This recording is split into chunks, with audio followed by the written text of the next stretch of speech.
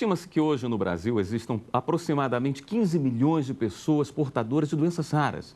O diagnóstico precoce e o acesso aos medicamentos é o principal desafio enfrentado por essas pessoas. As dúvidas são infinitas. Como essas doenças surgem? Pode ser genético? Como descobrir com antecedência e iniciar o tratamento? Para falar sobre esse assunto, aqui no estúdio eu recebo o professor titular de Direito Público da Universidade de Brasília, Marcelo Neves, e o presidente da Associação Maria Vitória, Rogério Lima Barbosa. Mas antes de começarmos nossa conversa, vamos assistir uma reportagem sobre esse assunto. O tratamento de doenças que muitas vezes nem conhecemos esbarra na dificuldade em conseguir a medicação adequada. É que alguns remédios não constam na lista do Sistema Único de Saúde. Nesse caso, o paciente tem que acionar a Justiça para fazer com que o governo disponibilize a medicação. A esposa deste policial rodoviário faz parte dessa estatística. Depois de várias idas e vindas do hospital e diagnósticos errados, a surpresa. Priscila tinha porfiria aguda intermitente, uma doença rara que atinge o metabolismo e pode levar a pessoa à morte se não for tratada a tempo. No dia que saiu o diagnóstico, a gente conseguiu uma decisão judicial para o JUDEF providenciar essa medicação em 72 horas. A gente recebeu essa medicação 70 dias depois. Se não tivesse conseguido emprestado, ela teria falecido. Bom, gostaria de começar com o Dr. Marcelo. Existe uma definição oficial de doenças raras aqui no Brasil? Sim. Nós temos critérios, o Rogério pode esclarecer melhor, critérios da Organização Mundial de Saúde e está vinculado a uma relação estatística do número de desvio. Então, conforme os países variam muito, no Japão, nos Estados Unidos, e o Rogério tem esses dados numéricos mais precisos. Mas, normalmente, essas doenças raras atingem uma parte da população que é um percentual abaixo de 1%. E, por isso mesmo, elas se tornam invisíveis. Além do mais, são 7 mil doenças raras. Quer dizer, que foram detectadas. Quer dizer, a variação das doenças também torna a situação muito complexa, porque não se trata apenas de doença rara, que já são poucas. Quer dizer, que o número de pessoas não é tão grande em relação à população como um todo. Certo. E, além disso, nós temos uma variação imensa das doenças raras. De qualquer forma, em números absolutos, 13 milhões de brasileiros, 15 milhões, 16 milhões, os números, dependendo da literatura, varia em torno disso. Eles precisam ter uma atenção, é um número expressivo, não é? Sim, porque se nós pensarmos uma doença específica, realmente ela vai ser menos do que 1% da população. Mas se olharmos para as estatísticas que existem hoje fora do Brasil, a gente está falando de 6 a 8% da população que atinge essas 7 mil doenças que o professor Marcelo está comentando. Certo. Então, quando o movimento para a conscientização sobre as doenças raras, ele inicia com um modelo, com uma visão do modelo fora, principalmente na francês, que é a união dessas associações para gerar um volume, um maior impacto e gerar maior informação para a população e assim sensibilizar. Então, na França, vai de um nascido a cada 2 mil, um nascido afetado a cada 2 mil é considerado uma doença rara. Nos Estados Unidos já é um diferencial, no Japão também é um diferencial. No Brasil, nós utilizamos o movimento para conscientização sobre doenças raras, utiliza a estatística de 1 a 2 mil. E por que utilizar 1 a 2 mil? Porque como a doença ela é segmentada, e ela é deixada de lado, se nós conseguimos atingir de 1 a 2 mil, nós, na verdade, estamos alcançando um maior número de doenças. Então, estamos trazendo para uma mesma conversa um maior número de pessoas também, porque a doença ela não acontece só com o paciente, ela acontece com a família. Certo. Então, se nós pensarmos uma média de 4 pessoas numa família, são 60 milhões de brasileiros hoje que convivem com isso. É verdade. Rogério, desculpa, eu apresentei você como sendo presidente da Associação Maria Vitória e não expliquei o que seria a Associação Maria Vitória. Você poderia passar para a gente, em rápidas palavras? Sim, a Associação Maria Vitória é uma associação de pacientes que ela atua em Brasília, mas só que ela tem uma abrangência nacional e conversamos muito com as associações de fora, principalmente Eurordes e Nord. E ela iniciou porque a minha filha, ela nasceu com neurofibromatose. E quando Maria Vitória. Maria Vitória, é a minha filha. Perfeito. E aí, quando eu procurei o diagnóstico dela, a neurofibromatose é uma doença ela é clínica, então ela é muito fácil de ser percebida, que são as manchinhas café com leite no corpo. E mesmo assim, eu não consegui ter o atendimento aqui em Brasília. E a primeira vez que eu ouvi sobre neurofibromatose foi a telefonista do Sara. Então, a telefonista do Sara cumprindo um script... Hospital Sara Kubitschek. A telefonista cumprindo um script que ela tinha, ela perguntou, vem cá, sua filha tem neurofibromatose? Eu, não sei, Ana, você que está me falando isso. Então, a gente fez os exames do Sara, não teve um diagnóstico conclusivo e só tivemos esse diagnóstico conclusivo quando nós fomos atendidos por uma associação de pacientes no Rio de Janeiro, que é o Centro Nacional de Neurofibromatose, e fomos atendidos pelo Dr. Geller, que hoje é uma sumidade em neurofibromatose mundial. Então, vendo essa disparidade e percebendo que eu, filho de Brasília, frequento totalmente toda essa informação que eu tenho, eu tive que sair de Brasília, então como é que pode acontecer com outras pessoas que não tenham tanto acesso à informação e está no Distrito Federal, região Norte e Nordeste, e Centro-Oeste, que são totalmente, nesse campo, totalmente ocultas. Parece que mais um dos problemas das doenças raras é que grande parte delas é de origem genética e eu tenho a impressão que não temos médicos geneticistas numa quantidade interessante para poder fazer esse diagnóstico precoce, não é, doutor?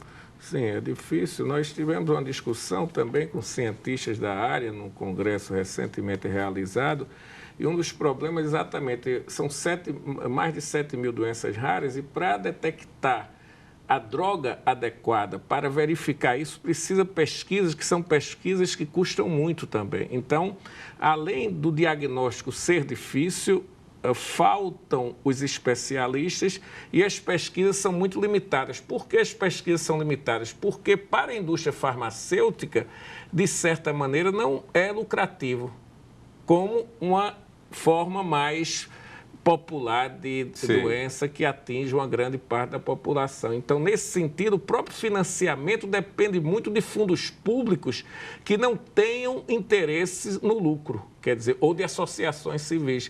Mas certos setores da indústria farmacêutica não demonstram muito interesse. É claro que já está havendo manifestações, o Rogério conhece, alguns setores que estão se interessando, mas uma grande dificuldade para a pesquisa é essa. Então, em primeiro lugar, eu penso que para surgir um trabalho mais consequente em relação às doenças raras, é fundamental que sejam ouvidas as associações civis que dispõem de informações concretas. E no segundo passo, é fundamental que se dê apoio à pesquisa e que se construam especialidades nas universidades relacionadas a esse problema. Eu me lembro de ter lido a Lei 9.782 de 99, que visava dar uma agilidade maior para a Anvisa na concessão dos registros de medicamentos, justamente para você sair dessa cilada de depender das empresas que são as responsáveis pela manipulação desses medicamentos. Eu acho que aí a legislação ela procura facilitar, mas qual é a dificuldade na doença rara? Que o conhecimento é muito limitado, mas o problema básico é exatamente essa necessidade de pesquisa e de apoio à universidade também nesse campo. Eu penso que esse é o caminho que pode levar a algo mais amplo e generalizado de enfrentamento da questão, políticas públicas nesse sentido. Primeiro, abertura para a sociedade civil que vai trazer informação, como o Rogério trouxe a informação para nós. Em segundo lugar, apoio à pesquisa pela universidade e pelos institutos de pesquisa como a Fiocruz. Em terceiro plano, definição de diagnósticos e de medicamentos adequados para constar da lista. Isso é um processo árduo, difícil e, evidentemente, não exclui outras possibilidades como a judicialização. Um dos problemas também seria que os poucos especialistas não estão bem distribuídos no país, não é? Estão mais na região sul-sudeste. Mas os hospitais-escolas seriam uma boa saída, uma boa alternativa? Na verdade, hoje todo atendimento é feito nos hospitais de escolas, nos hospitais de escola que existem nas universidades federais. E hoje, de médicos geneticistas, nós estamos falando no universo brasileiro de quase 190 milhões de habitantes, mais de 190 milhões de habitantes, 200 especialistas geneticistas. Então, isso é um absurdo. E como você falou, Sudeste e Sul, eles concentram a maior parte desses especialistas. E nós temos um vácuo muito grande na região Norte, Nordeste e Centro-Oeste. O que a gente percebe é que o Brasil ele está em um caminho, ele tá encaminhando, começou a andar. Essa discussão sobre doenças raras no mundo realmente é muito nova. Hoje nós podemos falar de um avanço muito forte na França, onde as pessoas realmente entendem que doenças raras, existem políticas aplicadas, e os Estados Unidos, que ele já tem o seu marco regulatório desde dos anos 80, com o ato das doenças, dos medicamentos órfãos. Mas só que aí, quando a gente fala sobre a criação de políticas públicas, tem um projeto de lei caminhando no Senado, que já foi aprovado no Senado e agora aprovado para a Câmara, sobre o encaminhamento de orçamento, de 30% do orçamento para pesquisa em doenças raras. Mas só que a gente tem que ter um passo atrás sobre isso, porque enquanto nos outros países, principalmente em outros países, eu falo França, com a Eurordis, foi criado primeiro as pesquisas sociais para se entender quem são essas pessoas, qual a incidência, a prevalência dessas doenças. E depois foram criadas as políticas públicas.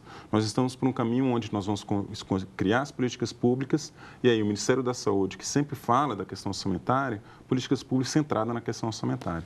Então, o que a gente busca, o movimento social, ele busca justamente, isso é ótimo que está sendo feito, mas nós temos que conhecer essa população. Nós temos que saber onde essas pessoas estão e o que está acontecendo com elas. Rogério, me permita fazer o seguinte, nós vamos para uma breve pausa. Eu gostaria de voltar falando de políticas públicas, falando da judicialização, os caminhos dentro do jurídico que normalmente são usados por pessoas que têm as doenças raras. Enfim, no próximo bloco a gente entra melhor nesse assunto aí. Nós vamos fazer uma breve pausa e daqui a pouquinho voltamos com o programa Fórum. Estamos de volta com o Fórum e eu gostaria de começar esse segundo bloco perguntando sobre o tratamento que é dispensado para os portadores de deficiência rara pelo SUS. Esse tratamento hoje é satisfatório, apesar de garantido por lei, pela Lei 8.080 de 90, por exemplo, existe um tratamento adequado? Um tratamento adequado hoje não existe, porque nós temos de 20 a 25 protocolos para doenças raras hoje no Brasil, no caso brasileiro. Mas, como o professor Marcelo tinha falado no bloco anterior, nós temos mais 7.000 doenças raras. E tanto não é satisfatório que hoje existem as associações de pacientes. Então, as associações de pacientes, elas atuam justamente na formulação de políticas públicas, sejam regionais, sejam nacionais, para fortalecer o SUS.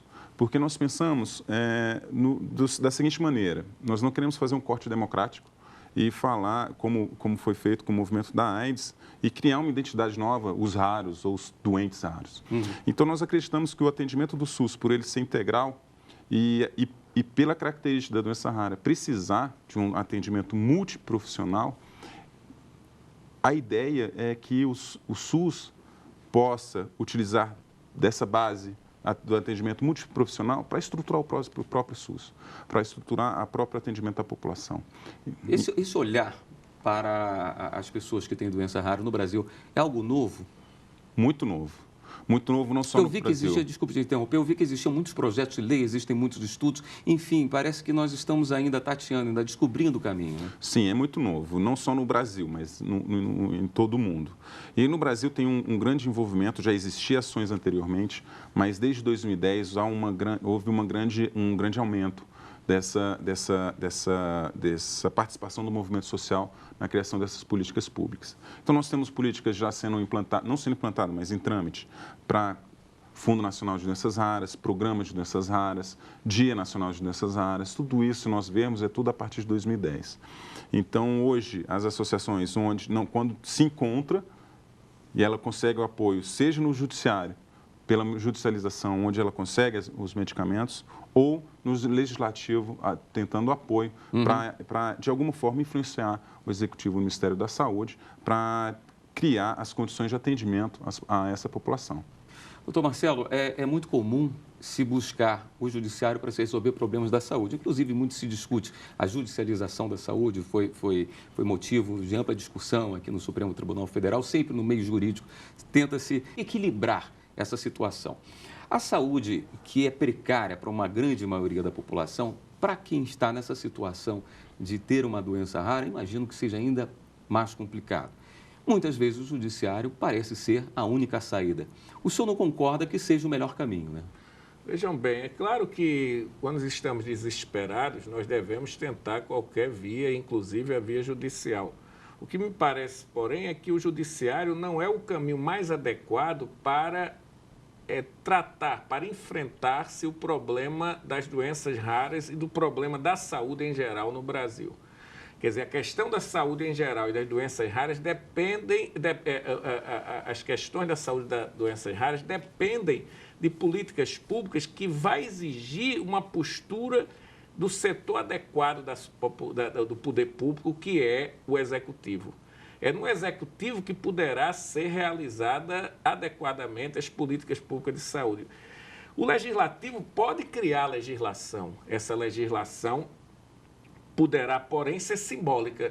Eu escrevi um livro sobre constitucionalização simbólica. A legislação simbólica é aquela legislação que você apresenta para o público discursivamente, todo mundo vai para casa feliz e depois ela não funciona. Se não houver implementação da política pública pelo executivo, é muito limitada a possibilidade de generalização do direito à saúde. Agora, evidentemente, o judiciário, em casos excepcionais de postura abusiva do poder público, de não conceder, de não reconhecer medicamentos que no plano internacional já estão sendo reconhecidos e houver reação da Anvisa que se caracterize abuso de poder da parte da autoridade pública, poderá o judiciário, em alguns casos, interferir. Vocês orientam as pessoas que procuram a sua associação a se dirigirem ao judiciário? Sim, é onde a gente consegue.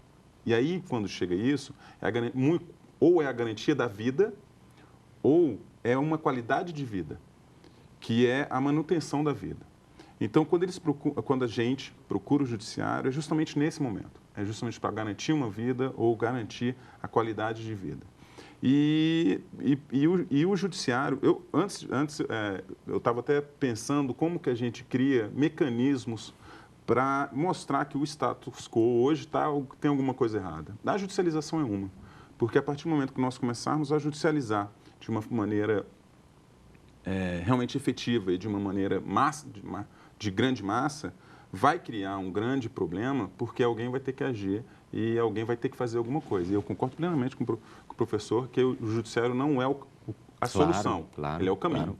É o caminho de apoio ao cidadão a chegar no executivo. Porque o Ministério da Saúde, quando ele não chega e não ouve as associações de pacientes, ele é o próprio fomentador da judicialização.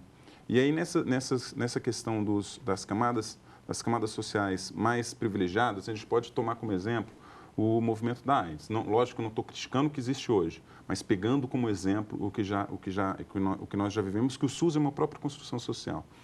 Desde 2008 a 2011 foram constatados 650 mil, 700 mil casos de AIDS no Brasil. E ele tem um orçamento de 1 bilhão para 2013 e é considerado o maior programa, um programa exemplo no mundo.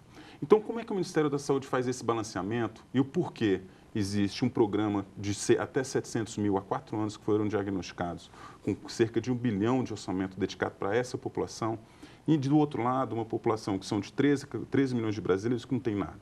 Agora, professor Marcelo, a pessoa quando entra no judiciário, para ela ter direito ao tratamento, ela não precisa comprovar que não tem condições de arcar com aquele tratamento ou é sempre uma obrigação do Estado? Mesmo quando são tratamentos mais caros, como normalmente acontece nessas doenças? Olha, uma primeira fase no judiciário houve um momento que não houve essa preocupação. Quer dizer, então, houve decisões para pessoas que não precisavam comprovar porque se entendiam que a prestação é universal e integral. Me parece que essa interpretação foi superada com a audiência pública que houve na época do ministro Gilmar, que realmente se repensou, teve a participação de grandes juristas, como Ingo Sarlet, que ele apontava para essas distorções, que muitas vezes 1 milhão para um tratamento de uma pessoa determinada, de um setor social privilegiado e outras pessoas que não tinham acesso a tratamentos elementares. Então, nesse sentido, é claro que me parece que, tendo condições sociais e e acesso pela sua situação econômica, é claro que se ele chegar para pedir um tratamento de um remédio órfão, por exemplo, como se fala,